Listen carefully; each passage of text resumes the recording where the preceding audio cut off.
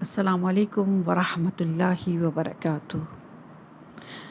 سامعین، آپ جو کتاب سماعت فرما رہے ہیں اس کا نام ہے الغدیر، قرآن، حدیث اور ادب میں، جلد نمبر 6۔ کتاب کے مصنف ہیں علامہ عبدالحسین الامینی النجفی۔ کتاب کا ترجمہ کیا ہے مولانا سید علی اختر رضوی شعور گوپال پوری اور سید شاہد جمال رضوی گوپال پوری نے۔ آج ہم آپ کے سامنے اس کی 19ویں ریکارڈنگ پیش کر رہے ہیں، صفحہ نمبر 315 سے۔ ابوالقاسم جار اللہ فحشاری متازالی متوفی 538 کا بیان ہے کہ یہ آیت متع کے بارے میں نازل ہوئی۔ ابن عباس سے منقول ہے کہ یہ آیت محکم ہے اور متع کی حلیت باقی ہے، یہ منسوخ نہیں ہوئی ہے۔ وہ اس آیت کی تلاوت اس طرح کرتے تھے: فما استطعتم به من هنا الی اجل مسمى۔ قاضی ابو بکر اندلسی متوفی 542 ہجری کہتے ہیں، آیت کے سلسلے میں دو اقوال ہیں۔ ایک یہ کہ اس کے ذریعے سے مکمل طور سے متع کا ارادہ کیا گیا ہے، چنانچہ حسن و مجاہد کا یہی کہنا ہے کہ ابن عباس کی دو روایتوں میں سے ایک ہے۔ دوسرے یہ کہ اس سے مراد ایک معین مدت تک عورتوں سے نکاح ہے، یعنی متع نساء۔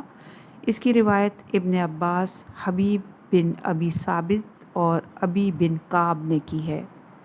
ابو بکر یحییٰ بن سعودن قرطبی متوفی 567 لکھتے ہیں، جمہور کا بیان ہے کہ اس سے مراد متع ہے جو صدر اسلام میں رائج تھا، اور ابن عباس، ابی بن کعب اور سعید بن جبیرہ نے فما استطعتم به من هنا الی اجل مسمى پڑھا ہے۔ وہ لکھتے ہیں، جس شخص نے عورت کے ساتھ متع کیا ہے اس کے بارے میں اختلاف رائے پایا جاتا ہے۔ مالک کی دوسری روایت ہے کہ اسے سنگسار نہیں کیا جائے گا، اس لیے کہ نکاح متع حرام نہیں، نکاح متع حرام نہیں۔ لیکن ہمارے علماء دوسری بات کہتے ہیں جو انتہائی عجیب و غریب ہے۔ مالک کا قول عجیب و غریب لگتا ہے، انہوں نے دوسروں کو چھوڑ تنہا ہی اس کا فتویٰ دے دیا، اور وہ یہ ہے کہ جس چیز کو سنت نے حرام قرار دیا ہے، کیا وہ اسی کی مانند ہے جس کی قرآن نے تحریم کی ہے یا نہیں؟ لہٰذا مالک کی یہ روایت بعض روایتوں سے ماخوذ معلوم ہوتی ہے کہ دونوں یکساں نہیں ہیں بلکہ یہ ضعیف ہیں۔ ابو بکر ترسوی کا بیان ہے، عمران بن حسین، ابن عباس اور اہل بیت کے کچھ اصحاب کے علاوہ کسی نے متع کی اجازت نہیں دی۔ ابن عباس کے قول کے متعلق شاعر کہتا ہے، میں نے مسافر سے اس وقت کہا جب ہمارے لیے منزل سفر طویل ہو گئی، اے میرے رفیق و دوست، کیا نرم و نازک گداز بدن عورتوں کے ساتھ متع کے سلسلے میں ابن عباس کا فتویٰ تمہارے لیے کافی نہیں کہ تم ان کی قیام گاہوں میں موجود رہو اور پھر لوگ رجوع کریں؟ تمام صحابہ و تابعین کا نظریہ ہے کہ یہ آیت منسوخ ہو چکی ہے۔ علامہ امینی فرماتے ہیں کہ آپ نے ملاحظہ فرمایا کہ متع کے متعلق آیات کے بارے میں تمام صحابہ و تابعین کا نظریہ کیا ہے؟ ہاں، قرطبی نے اس کی نسخ کی بات بھی منسوخ کی ہے۔ قرطبی نے ان سے نسخ کی بات بھی منسوب کی ہے، لیکن آپ نے حق و حقیقت کی شناخت حاصل کر لی ہے۔ ابو عبداللہ فخر الدین رازی شافعی متوفی 606 نے اپنی تفسیر میں اس آیت کے متعلق دو اقوال نقل کی ہیں۔ ان میں سے ایک قول اکثر علماء کا ہے۔ دوسرا قول یہ ہے کہ اس آیت میں متع کا حکم دیا گیا ہے۔ متع یہ ہے کہ ایک شخص عورت کو مال معلوم کے ذریعے معین مدت تک اجیر بنائے، پھر اس کے ساتھ آمیزش کرے۔ علماء کا اتفاق ہے یہ صدر اول اسلام میں رائج تھا، اور اختلاف اس بات پر ہے کہ وہ منسوخ ہوا یا نہیں۔ اکثر علماء کا نظریہ ہے کہ وہ منسوخ ہو چکا ہے۔ بقیہ افراد کہتے ہیں کہ وہ جس طرح حلال تھا اسی طرح حلال ہے۔ یہی ابن عباس اور عمران بن حسین کا قول ہے، لیکن ابن عباس سے 3 روایتیں مروی ہیں۔ پھر وہ روایتیں نقل کر کے لکھتے ہیں۔ جہاں تک عمران بن حسین کا سوال ہے تو وہ کہتا ہے کہ قرآن میں متع کی آیت نازل ہوئی اور اس کے بعد کوئی ایسی آیت نازل نہیں ہوئی جو اسے منسوخ کرے۔ رسول خدا صلی اللہ علیہ وآلہ وسلم نے بھی ہمیں اس کا حکم دیا ہے اور ہم نے متع انجام دیا۔ آن حضرت نے اپنی وفات تک اس کی ممانعت نہیں فرمائی۔ پھر ایک شخص نے اپنی خواہش کے مطابق جو سمجھ میں آیا کہہ دیا۔ دوسری جگہ ابی بن کعب اور ابن عباس کی قرأت نقل کر کے لکھتے ہیں کہ بے شک ابی اور ابن عباس کی قرأت کا ثبوت بھی فرض کر لیا جائے اور پھر اس بات پر دلالت نہیں کرتی کہ متع کو قانونی حیثیت حاصل ہے۔ ہمیں اس سلسلے میں کوئی اختلاف نہیں ہے۔ ہاں، ہم صرف یہ کہنا چاہتے ہیں کہ یہ آیت منسوخ ہو چکی ہے یا نہیں۔ حافظ ابو زکریا نووی شافعی متوفی 676 نے لکھا ہے، عبداللہ بن مسعود نے فما استطعتم بہ منہن الی اجل مسمی قرأت کی ہے۔ قاضی ابو الخیر بیاضوی شافعی متوفی 685 اپنی تفسیر میں لکھتے ہیں، لوگ کہتے ہیں کہ یہ آیت اسی متع کے بارے میں نازل ہوئی ہے جو فتح مکہ کے موقع پر 3 روز تک مباح تھا، پھر آیت منسوخ ہو گئی۔ چنانچہ آن حضرت صلی اللہ علیہ وآلہ وسلم نے اسے مباح کیا اور پھر دوسری صبح کو فرمایا، اے لوگوں، میں نے عورتوں کے ساتھ متع کا حکم دیا تھا، جان لو کہ خداوند عالم نے روز قیامت تک اسے حرام قرار دے دیا ہے۔ علاء الدین بغدادی متوفی 841 ہجری کہتے ہیں، ایک جماعت کہتی ہے کہ یہ آیت محکم متع سے مربوط ہے۔ متع یہ ہے کہ انسان عورت کے ساتھ مدت معلوم تک کے لیے معین چیز کے عوض شادی کرے اور جب وہ مدت پوری ہو جائے تو وہ عورت مرد سے بغیر طلاق کے جدا ہو جاتی ہے۔ ان کے درمیان کوئی میراث نہیں ہے۔ یہ صدر اول اسلام میں رائج تھا، پھر رسول خدا صلی اللہ علیہ وآلہ وسلم نے اس سے منع کر دیا۔ اس کے بعد حدیث صبرہ کو بیاضوی کے الفاظ میں نقل کر کے لکھتے ہیں، اسی لیے صحابہ اور تابعین معتقد ہیں کہ متع حرام ہے اور آیت منسوخ ہو چکی ہے۔ ہاں، انہوں نے ناسخ کے بارے میں اختلاف کیا ہے۔ بعض نے کہا وہ سنت اور حدیث کے ذریعے منسوخ ہوئی ہے، اور یہ اس کا نظریہ ہے جو کہتا ہے کہ سنت قرآن کو نسخ کرتی ہے۔ شافعی کا نظریہ ہے کہ سنت قرآن کی ناسخ نہیں ہو سکتی، اس لیے ان کا کہنا ہے کہ اس آیت کو قرآن کی یہ آیت والذین هم لفروجهم حافظون، اس کے بعد انہوں نے ابن عباس سے مروی روایت کو نقل کیا ہے۔ انہی میں سے ہے کہ یہ آیت محکم ہے اور منسوخ نہیں ہوئی ہے۔ ابن جزمی محمد بن احمد غرناطی متوفی 741 لکھتے ہیں، ابن عباس وغیرہ کہتے ہیں کہ اس کا مطلب یہ ہے کہ جب بھی تم اپنی زوجہ کے ساتھ ارادہ کرو تو اجرت کی ادائیگی واجب ہے اور وہ کامل مہر ہے۔ بعض کہتے ہیں یہ متع کے بارے میں نازل ہوئی ہے اور یہ نکاح موقت ہے جس میں میراث نہیں ہے۔ یہ اوائل اسلام میں جائز تھا اور یہ آیت مہر کے وجوب کے سلسلے میں نازل ہوئی ہے، پھر اکثر علماء کے نزدیک حرام ہو گیا۔ بنابراین آیت اس حدیث کے ذریعے منسوخ ہو چکی ہے جو نکاح متع کی تحریم کو ثابت کرتی ہے۔ بعض کہتے ہیں آیت نے متع کے فرائض کو منسوخ کیا ہے اس لیے کہ متع میں میراث نہیں ہے۔ بعض کہتے ہیں والذین هم لفروجهم حافظون نے متع کی آیت کو منسوخ کیا ہے۔ ہاں، ابن عباس نے متع کا جواز مروی ہے اور وہ یہ بھی مروی ہے کہ وہ اس عقیدے سے پلٹ گئے تھے۔ ابو حیان محمد بن یوسف اندلسی متوفی 745 ہجری نے اپنی تفسیر میں ابن عباس، ابی بن کعب اور سعید بن جیرہ کی قرأت فما استطعتم بہ منہن الی اجل مسمی کو نقل کر کے لکھا ہے۔ ابن عباس، مجاہد اور سدی وغیرہ کا کہنا ہے کہ یہ آیت متع کے سلسلے میں نازل ہوئی ہے اور ابن عباس نے اپنی اور ابن عباس نے ابی نظرہ سے کہا کہ خداوند عالم نے یہ آیت اس طرح نازل فرمائی ہے الی اجل مسمى۔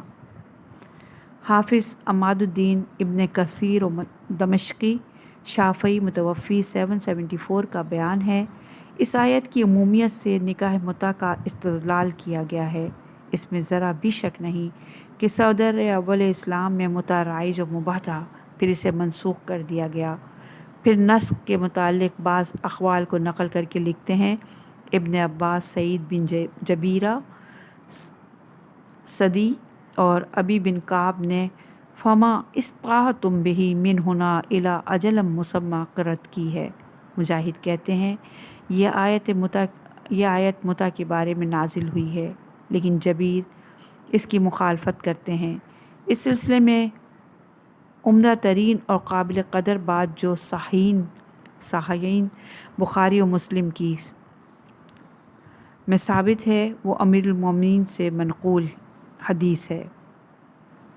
حافظ جلال الدین سیوطی متوفی 911 ہجری لکھتے ہیں طبرانی اور بہقی نے اپنی سنن میں ابن عباس سے نقل کیا ہے کہ متع صدر اول اسلام میں رائج تھا اور لوگ آیت کی اس طرح تلاوت کرتے تھے فما استطعتم بہ منہن الی اجل مسمى۔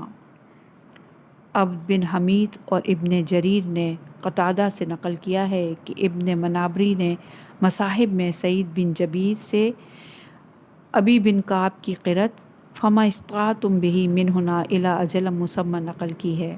عبد الرزاق نے عطا سے ابن عباس کی قرأت نقل کی ہے اور ابن جبیر نے صدی سے آیت کے متعلق نقل کیا ہے کہ یہ آیہ متع ہے۔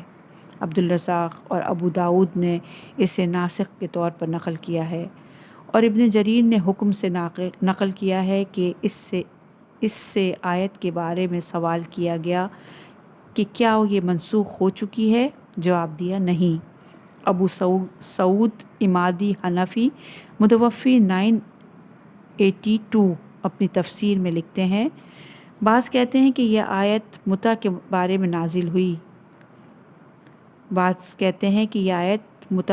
نازل ہوئی ہے جو معینہ مدت کا نکاح ہوتا ہے، اسی لیے اسے نکاح موقت کہتے ہیں۔ اس کی غرض و غایت عورت کے ساتھ متع اور آمیزش ہے، ایسی آمیزش جو مال کے عوض وقوع پذیر ہوتی ہے۔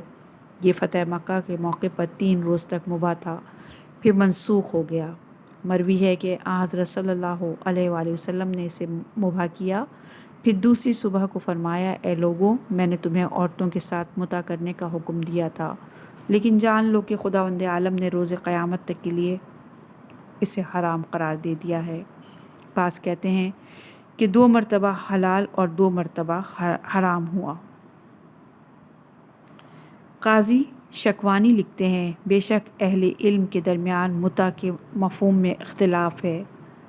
حسن و مجاہد وغیرہ کہتے ہیں کہ آیہ مبارکہ فما استطعتم کا مطلب یہ ہے کہ جب تم اپنی عورتوں کے ساتھ جماع کرو کے ذریعے لذت حاصل کرو تو انہیں اس کی اجرت دو، یعنی ان کا مہر ادا کرو۔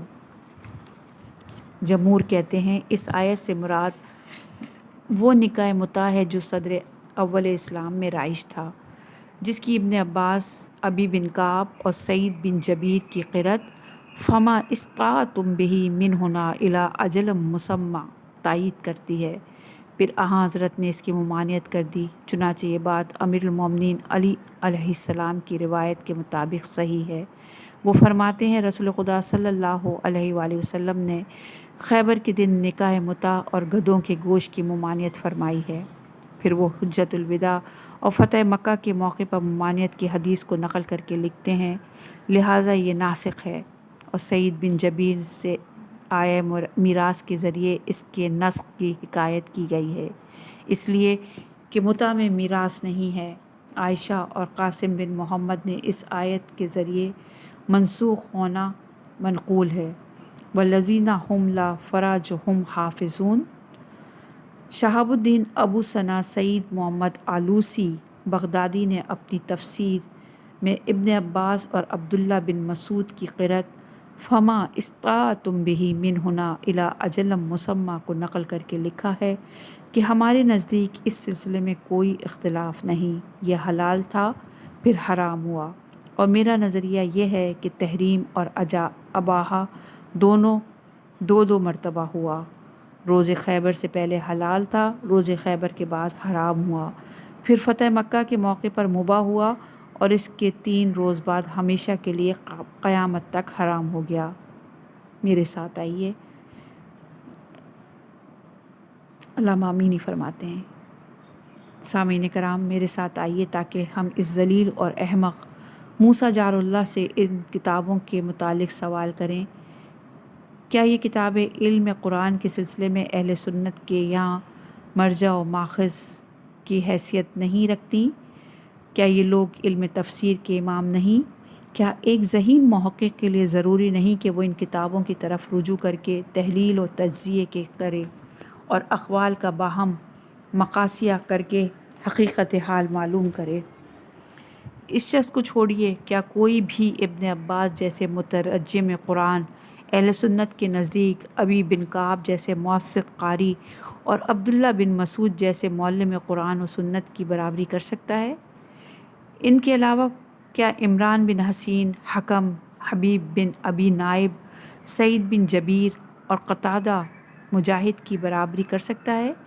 کیا یہ شخص ان سب کو جاہل اور غیر موثق سمجھتا ہے؟ کیا شائستہ کردار صحابہ اور ائمہ پر اس کا اہانت آمیز رویہ سب و شتم کے مترادف نہیں کہ اس نے اپنے ماننے والوں کے نزدیک ان سب کو شیعہ ہونے کا الزام لگا دیا؟ کیا یہ شخص اپنی قوم کے بزرگ راویوں کو شیعہ سمجھ کر اپنی تند زبان سے ان کی عزت و آبرو کو پارا پارا کر رہا ہے؟